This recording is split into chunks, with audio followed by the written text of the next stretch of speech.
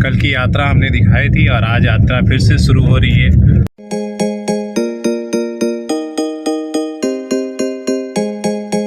और इसी नहर में अभी 2 दिन पहले आपने जो खबर वायरल आपने देखा था, वो वीडियोस जिसमें लोग नोट का बंडल लूट रहे हैं, और वो भी खबर आपने पढ़ा होगा कि जहां पर चोरों ने पूरा पुल को ही उड़ा लिया था। जिस तरह का महावीर स्थान पटना का जो मंदिर फेमस है, उसी तरीके से सासाराम का कुराइश ये मंदिर फेमस है।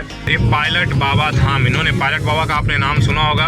पत्थर की दुकान में आ गए हैं और ये देखिए, ये कई वैरायटी के सिलवट है। यहाँ देखिए चौपारण घाटी है और यहाँ पर आगे एक्सीडेंट हो गया है और इसके बाद गाड़ियों का लंबी कतार लग गई है। 2 घंटे के बाद अब जाकर जाम हटा है और अब धीरे धीरे देखिए गाड़ियाँ बढ़नी शुरू हो गई है। और ये देखिए पंचवटी होटल हम लोग पहुँच गए और यहाँ छोटा सा ब्रेक लेंगे, टी ब्रेक, और इसके बाद आगे की सफ़र। और जो हम लोगों का टाइमिंग था कि 7 बजे तक पहुंच जाएंगे, वो हम पीछे 2 घंटा लेट चल रहे हैं। फिर से हम लोग उसी यात्रा पे, देखिए हमारे गांव का नहर है और सासाराम को कनेक्ट करता है। और ये सामने जो रेलवे लाइन है, ये पटना आरा, सासाराम से आरा जाने के लिए। बहुत ही सुंदर व्यू सामने देखिए नहर, बेहतरीन नज़ारा, बहुत सुंदर। और इसी नहर में अभी 2 दिन पहले आपने जो खबर वायरल आपने देखा था, वो वीडियोस जिसमें लोग नोट का बंडल लूट रहे हैं, ये यही नहर है।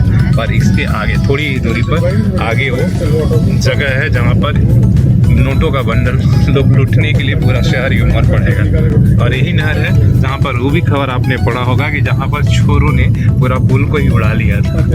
ये वही ये नहर है कि जहाँ पुल रातों रात गायब हो गया था। कई ऐसे यहाँ पर कहानियाँ हैं इस देश से जुड़ा हुआ, और उसी नहर के ऊपर हम लोग अभी अपनी गाड़ी दौड़ा रहे हैं। ये स्टेट हाईवे है जो इधर अगर हम राइट के तरफ जाएंगे तो ये आरा को जोड़ता है और इधर ये सासाराम में प्रवेश कर रहे हैं। ये प्रवेश द्वार है, ये स्टेट हाईवे। और ये आगे जो हमने कहानी बताया था वही देखिए, आगे वो नहर का वो जगह है। और अभी हम लोग वो जो फेमस महावीर स्थान है वहाँ रुकेंगे। और भगवान महावीर बहुत पुरानी मंदिर है और बहुत पुरानी मान्यता है ये मंदिर महावीर स्थान। और यहाँ आप देख रहे हैं आज मंगलवार के दिन है, तो चलते हैं और आपको ये महावीर मंदिर है जिसको लेकर यहाँ की मान्यता है, पुरानी महावीर कुराइश की महावीर मंदिर। और आज मंगलवार का दिन है, हम चलते हैं और भगवान का दर्शन करते हैं। तो हमने यहाँ से प्रसाद लेकर और हम अब आगे जा रहे हैं। देखते हैं, कई सालों बाद हम यहाँ पर लौटे हैं तो क्या यहाँ की स्थिति। हालांकि इस मंदिर से हमारी बहुत आस्था है। जब हम लोग स्टूडेंट होते थे, जब भी परीक्षाएं देना होता था, परीक्षा देने के बाद महावीर स्थान में ज़रूर प्रार्थना करने आते हैं। लेकिन बहुत कुछ नया बना है, टूटा है, फूटा है। अरे देखिए महावीर, पहले हम दर्शन करेंगे, इसके बाद आपको दिखाएंगे।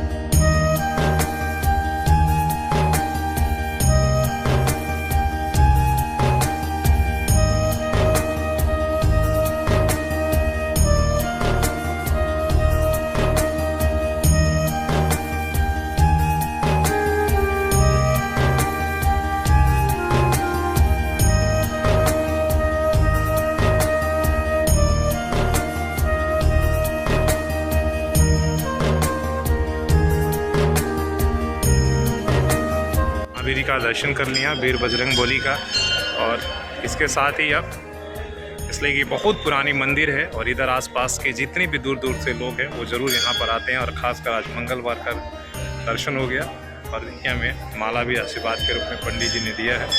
और कोई भी शुभ कार्य होता था, शादी हो, विवाह हो, और इसके बाद सब लोग यहाँ भगवान महावीर का पास आते थे। आज भी वो आस्था है कि जब भी हम लोग इस शहर में आते हैं तो चाहते हैं कि एक बार इस पुराने महावीर गोरक्षणी मंदिर कुराइश महावीर जी के पास ज़रूर दर्शन करने आए। एक बार हम भव्य आपको दृश्य पूरे मंदिर का दिखाते हैं। आप अगर इसमें खासकर एक महीना होता है, एक नक्षत्र होता आद्रा, उस समय आएंगे तो यहाँ पैर रखने का जगह नहीं मिलेगा। जिस तरह का महावीर स्थान पटना का जो मंदिर फेमस है, उसी तरीके से सासाराम का कुराइश ये मंदिर फेमस है।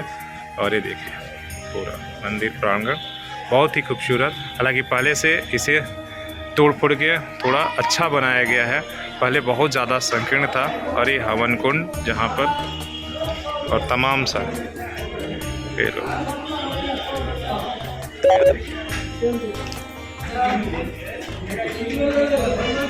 तो ये भगवान वहाँ यहाँ पर हर मनोकामना पूरा होता है। और ये बहुत ही पुराना मंदिर है। हमें लगता है यहाँ कहीं अगर होगा तो मैं आपको दिखाऊंगा ये कितना पुराना मंदिर है और बहुत दूर दूर से लोग आते हैं।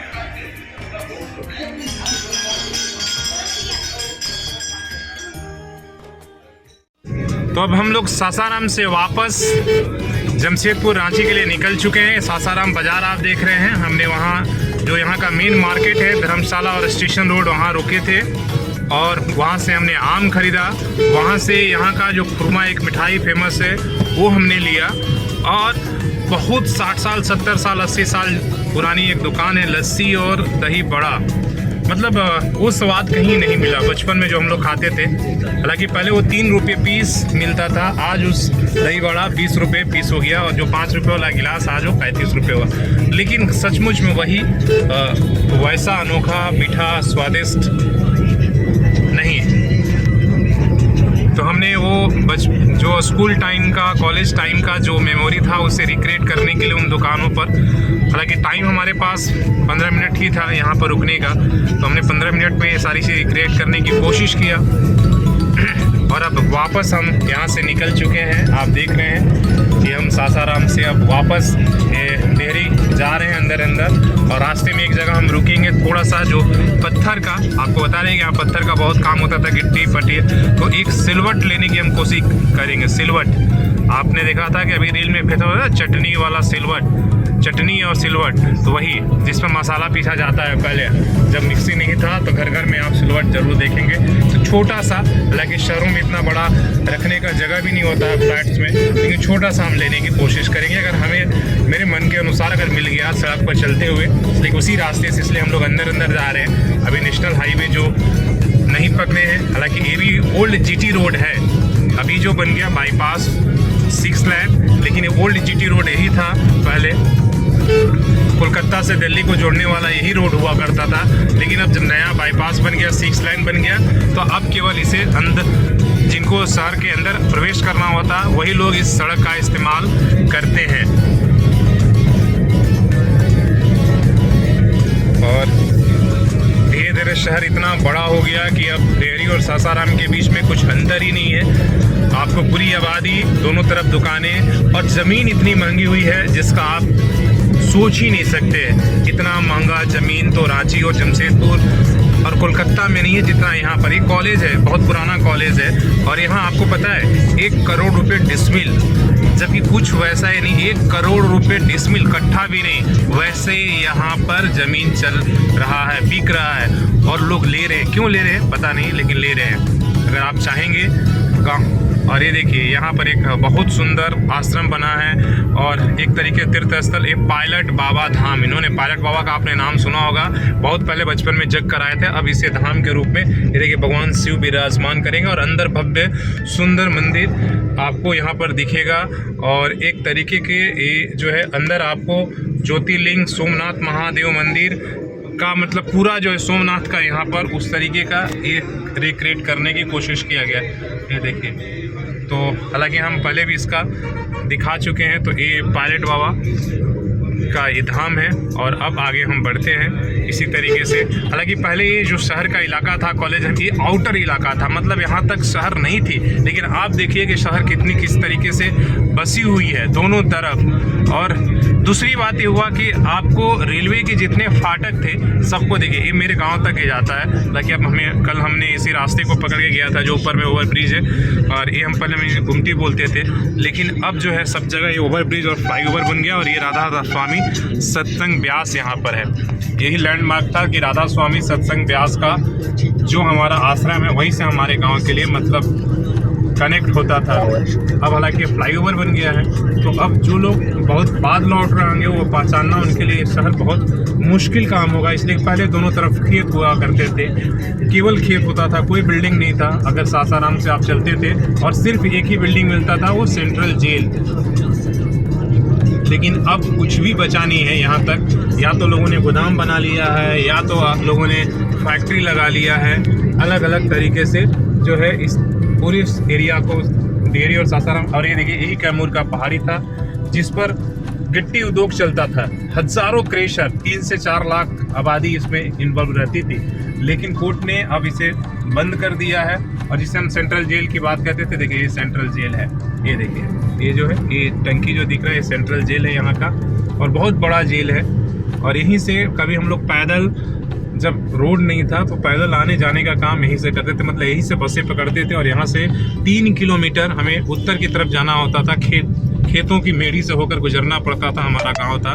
तो हम सब ने स्कूलिंग उसी तरीके से किया, इसलिए कि उस समय सड़क नहीं बनी थी, कच्ची सड़कें थी, तो गांव के सारे लोग यहाँ पैदल आते थे और यहाँ से बस पकड़ के तब सासाराम के लिए जाते थे। मतलब सासाराम और इस समय उसके बीच में 3 किलोमीटर की दूरी थी, लेकिन आज दूरी नहीं है। आज देख रहे हैं कि सब मिट गया, सब सासाराम का ही पार्ट बन गया है, यहाँ सब आबादी बस गई है।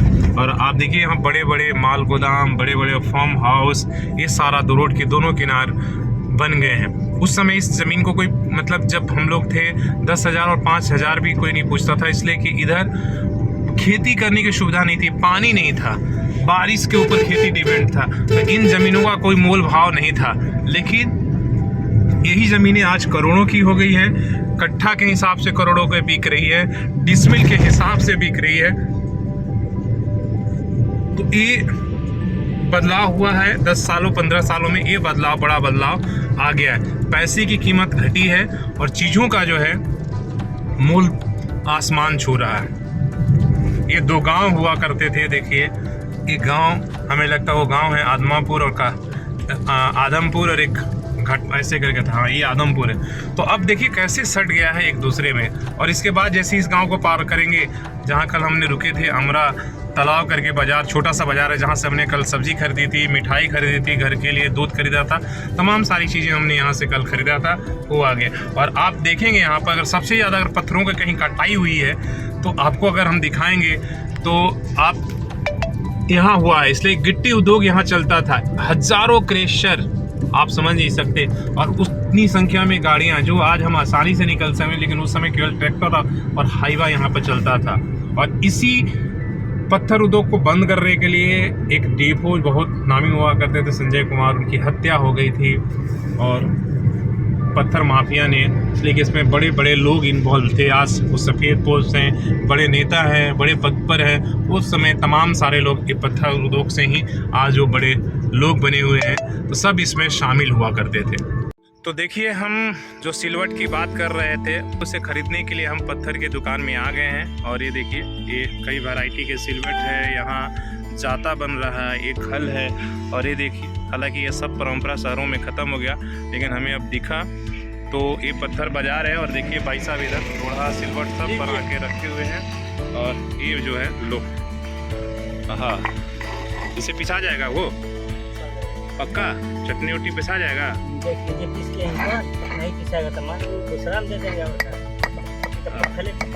देखिए टेस्टिंग करके क्वालिटी दिखा रहे हैं भैया, ठीक है।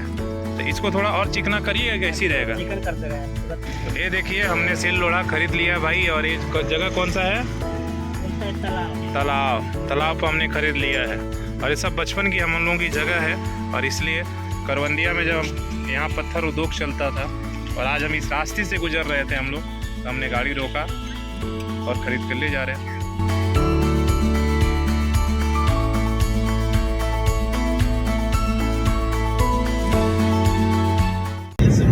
दोपहर के 12 बज गए और फिर वापस हम जा रहे हैं। और हम लोग जो है अभी गया डिस्ट्रिक्ट पे पहुँचे हैं और कुछ देर में चौपारण घाटी पहुँचेंगे और ये दिखाएंगे वहाँ के नज़ारा। हालांकि दोपहर में आज भी गर्मी है, लू चल रही है, लू काफ़ी तेज़ चल रहा है, गर्मी भी उसी तरीके से है। और ये देखिए रोड का किस तरीके से रोड पर सन्नाटा है, जबकि ये 6 लेन है, हाईवे है। इसके बाद भी केवल बड़ी गाड़ियाँ चल रही हैं, बाकी ट्रक व्रक सब जो है छाए में बैठकर आराम कर रहे हैं।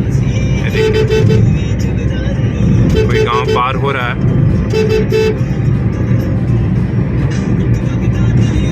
चौपारण हम लोग को ये लक्ष्य है कि चौपारण पहुंचकर वहीं लंच करेंगे, वहीं किसी पेड़ के छाए के नीचे जो है आराम करेंगे, ब्रेक लेंगे। और जितना जल्दी हम लोग चौपारण पहुँचे, हालांकि अभी हमें लगता है चौपारण से अभी 1 घंटे लगेंगे यहाँ पर पहुँचने में, काफ़ी दूरी है। देखिए इसके बीच में 2 टोल अभी एक आने वाला है और इसके बाद एक और टोल पड़ेगा, इसके बाद हम उधर पहुँचेंगे। हमारे आगे आप देख रहे हैं बिहार पुलिस की गाड़ी है और आज भी देखिए 1990 वाला ये जीप मॉडल जो है कमांडर आपको दिख रहा होगा और कोई नंबर प्लेट नहीं है। मतलब आप समझ सकते हैं बिहार में पुलिस का किस तरीके से आधुनिकीकरण हुआ है और कैसे एक क्रिमिनल से बेचारे लड़ेंगे और कैसे अगर सड़क पर अगर गाड़ियों को अगर पकड़ना होगा तो पकड़ेंगे। ये देख रहे हैं 1990 वाला है मॉडल और 80 और 90 के दौरान जो चलाता था वो कमांडर है। तो बताइए कि वैसे हालात में पुलिस क्या करेगी, अगर हम पुलिस को अगर संसाधन नहीं देंगे तो कैसे काम करेगी। देखिए चौपारण घाटी है और यहाँ पर आगे एक्सीडेंट हो गया है और इसके बाद गाड़ियों का लंबी कतार लग गई है, मतलब एक तरह से जाम हो गया और धीरे धीरे हम लोग कोशिश कर रहे हैं। और घाटी में क्या है कि एक्सीडेंट होने के बाद जब तक आप गाड़ी हटाएंगे नहीं तब तक दूसरा लाइन चालू नहीं होता है, इसलिए आप देख रहे हैं साइड में जंगल है, तो वही दिक्कत है, लोग फंसे हुए हैं। देखिए किस तरीके से हम लोग भी कोशिश कर रहे हैं कि जल्दी से निकल जाए, इसलिए कि धूप इतनी तेज़ है, छाया भी नहीं कि आप गाड़ी खड़ा कर सकते हैं।